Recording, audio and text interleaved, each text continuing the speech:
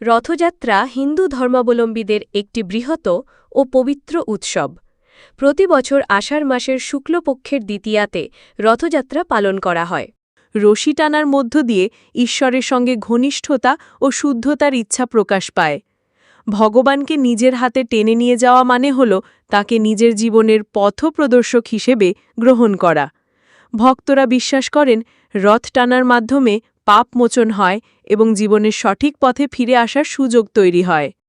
শ্রীমদ্ ভাগবত ও অন্যান্য পুরাণে বলা হয়েছে এই রথযাত্রা হচ্ছে এক ধরনের ভক্তিযোগ, যেখানে ভগবানের প্রতি নিখাত প্রেম ও শ্রদ্ধা প্রকাশ পায়।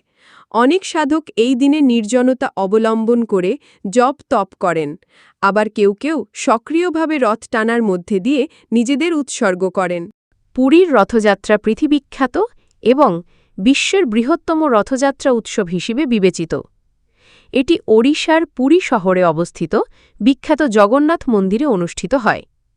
প্রতি বছর আষাঢ় মাসের শুক্ল দ্বিতীয়া তিথিতে এই উৎসব উদযাপন করা হয়। পুরীর রথযাত্রার বিশেষত্ব হল ভগবান জগন্নাথ, বলরাম ও সুভদ্রার জন্য ৩টি আলাদা রথ নির্মাণ করা হয়। ১. জগন্নাথের রথ নন্দী ঘোষ। ১৬টি চাকা থাকে, উচ্চতা প্রায় ৪৫ ফুট। রথটি লাল ও হলুদ কাপড় দিয়ে সাজানো হয়। ২. বলরামের রথ তালধ্বজ। ১৪টি চাকা, রং সাধারণত সবুজ ও লাল। ৩. সুভদ্রার রথ দর্পদলন। ১২টি চাকা, রং কালো ও লাল।